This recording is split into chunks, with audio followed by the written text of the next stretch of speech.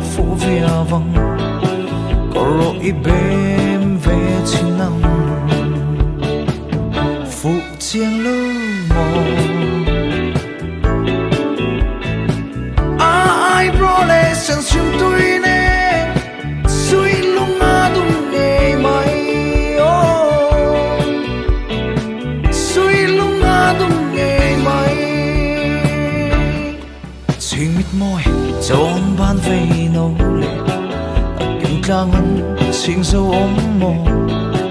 cây dung cất hiu ninh thầy lâu cây dung cất hiu ninh thầy lâu phụ chiêng lơ mò ai bro lệ sang xuyên tôi nè suy lung ngã đúng nghề mày suy lung ngã đúng nghề mày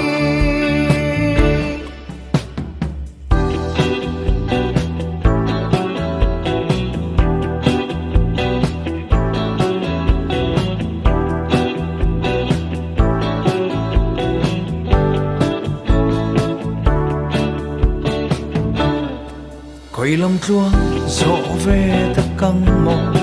khơi ru nắng xiang lối về âm mồ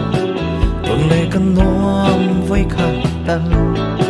tuần lệ cần noam với khát tân phụ chiêng lơ mồ ai bro lệ sang xuyên